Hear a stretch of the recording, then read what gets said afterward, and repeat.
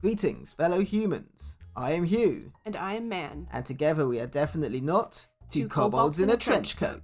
We enjoy human activities, such as paying taxes, having existential crises, and RPG horror stories. Let's see what we've got today.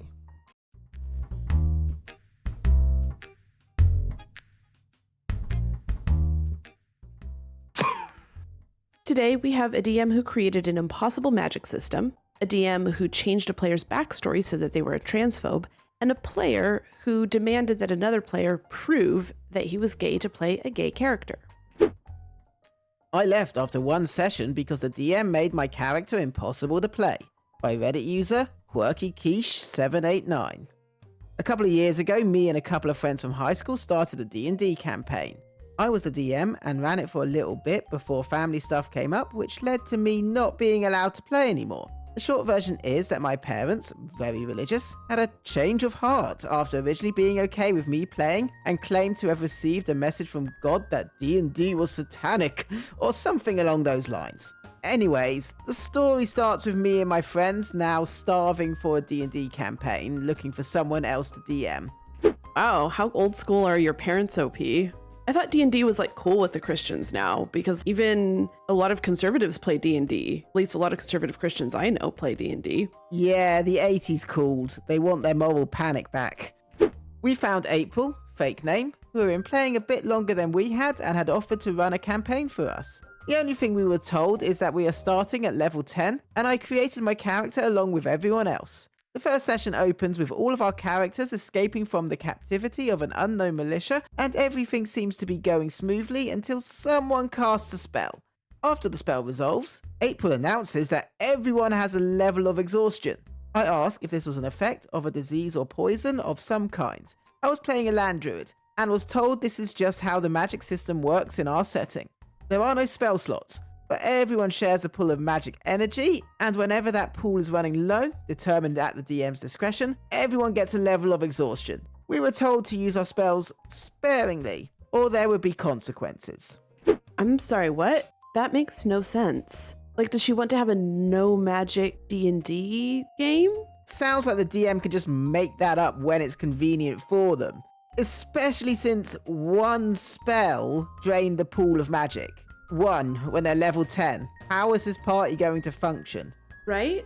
Yeah, there's no way for them to function unless you have a world that just functions without magic.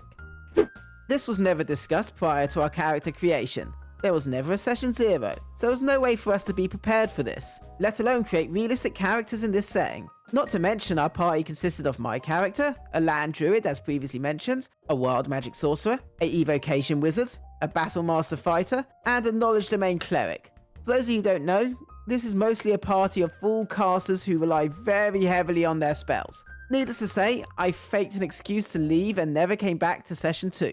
I do still play my original group though, not April, and I've heard horror stories from how that campaign went. They all stayed through the whole campaign. From what I gathered, the wizard pulled a rather enthusiastic sacrifice himself move so they could do a ranger build instead. The sorcerer used strictly a heavy crossbow. The cleric had to multi-class into paladin. Wow, so you just sprung that on your players and then they all just had to, not be, I don't know, this is so weird. Like, why wouldn't you tell your players? Because this is not like real, like regular D&D. Every DM wants to spring a thrilling plot twist. That's not a thrilling plot twist. That's, oh, by the way, you can't play any of your characters and the game's gonna suck. This is not a fun twist. It's just a pain in the butt. My biggest shock is that everyone else didn't leave. Right? And they actually stayed to try and salvage this campaign. I would have been like, I'm with OP, I would have so been out of there. I'm just so shocked that everybody else was like, oh, I'll stick around, I'll see how this goes. I see this ending in disaster. Maybe they will just have to rock, paper, scissors to use the only available spell before they start combat. Oh god, I just imagined that. And that's both hilarious and tragic at the same time.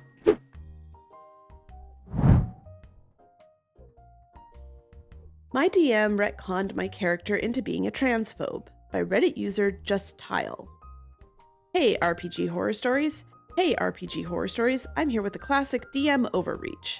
Let's set the stage.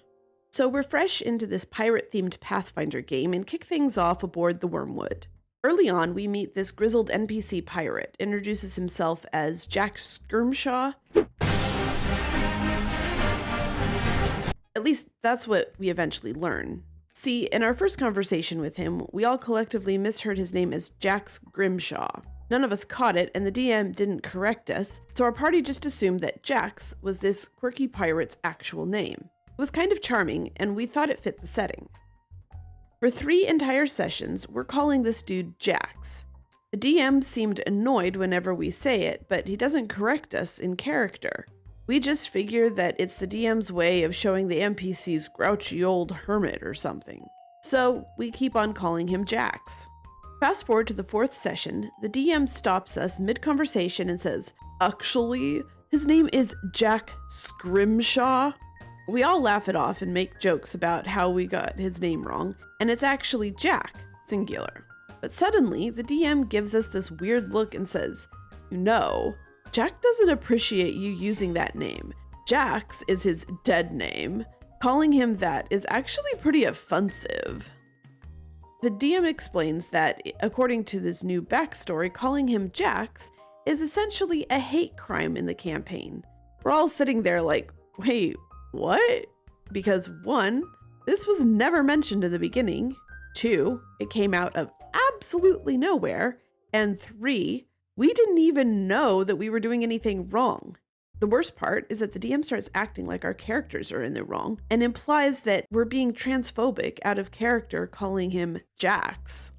Wow, that just feels like the most petty, out there revenge I can imagine. Why didn't the DM just correct them right away in character? That's what anyone would do when getting someone's name wrong. And then several sessions later, just deciding to bring it up and making it an act of bigotry and transphobia. This is a what the hell moment. It's very obvious this wasn't their character's backstory from the beginning. And it's not as if they had any way to know that Jax was this character's dead name. I don't even know. I don't understand why the DM, first time would be like, no, actually it's Jack. And that would have been the end of it. But instead, he just lets his rage sit there and simmer. And then all of a sudden he comes up with this phony backstory where he's like, actually, that's their dead name and you're being transphobic.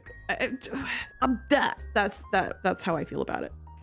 One of the players tries to clarify, "Look, we thought that was his name, and we're sorry for any misunderstanding, but this is the first we're hearing of any of this." And the DM stares us down, saying something like, "You should have known better." And Jack has been through a lot, and to him, it feels like a blatant attack on his identity. We're all kind of stunned, but the DM doubles down, saying that the characters are now on thin ice with Jack.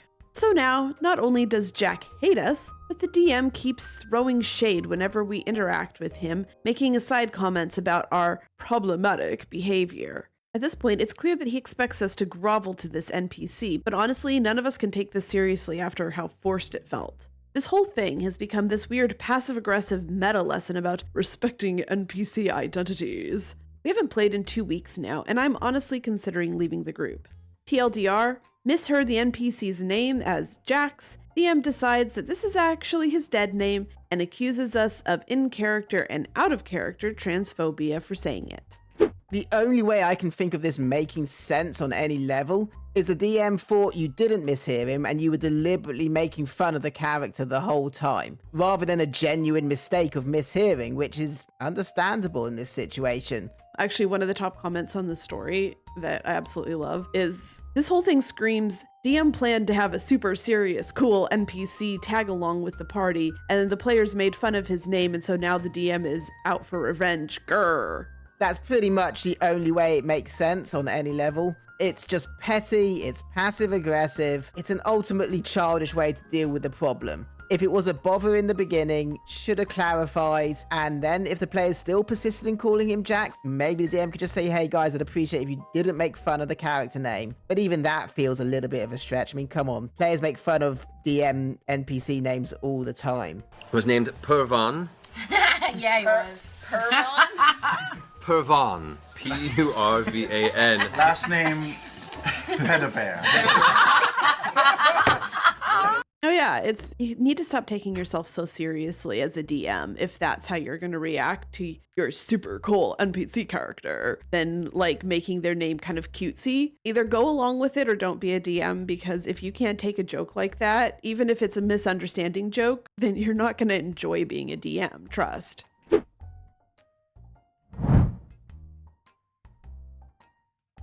Player wants another player to prove that he's gay to play a gay character. By Reddit user, Captain Treats. I haven't been in the hobby long. I've only run 4 short campaigns, and I can't believe I had this happen to me. My current campaign is themed around Grindhouse and B-movies. One of my friends, let's call him FP, is a player. I have known FP pretty much all my life. In fact, I was the first person to know he's gay. The thing is, if you didn't know him well enough, you wouldn't know. When it comes to playing characters in tabletop RPGs, he tends to play very serious characters, and he doesn't always play gay characters. But even if he does, he always plays very serious characters because most of the games that we were in were always serious games. That was a lot of serious. I'm serial. That was a very serious sentence. However, because of the nature of my campaign, he wanted to play a joke character that he had in mind for a while because he thought it would fit the campaign. That's where we came up with Bellboy Bob. Okay, I love that name so much. I don't know why, it's just hilarious. The character that is very flamboyant and kind of stereotypically gay. I didn't see any problem with it, and neither did anyone else at the table, because we know this is meant to be a joke character, and FP always wanted to play this type of character as a joke, but also as a character in the campaign. Okay, not gonna lie, I'm definitely picturing Mr. Slave right now. Oh no. Oh no. Why would you put that thought in my brain? Oh yes. Because we were playing in a game store, I put an advertisement up and I had 2 extra seats open.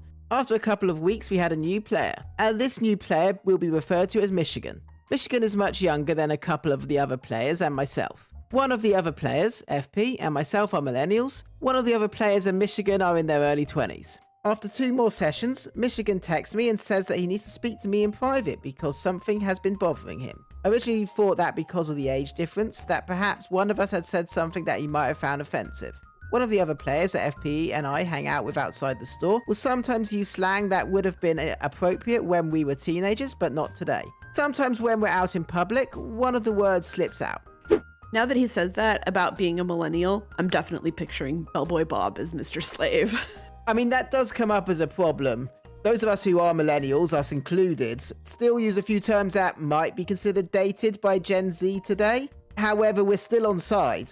You know, we're still very much progressive and want things to be better. It's just... Yeah, there are some terms that we use, and then some of them, it's one of those things that if you were there, you get it and you don't get offended by it. It just gets recontextualized as you get older. I don't mean that to like explain away any of the offensive language that us millennials have definitely employed. Language updates with the times. That's true. And it's important that we do too. However, it's also important to give understanding to some older generations that... It's important to understand intent and cultural context sometimes.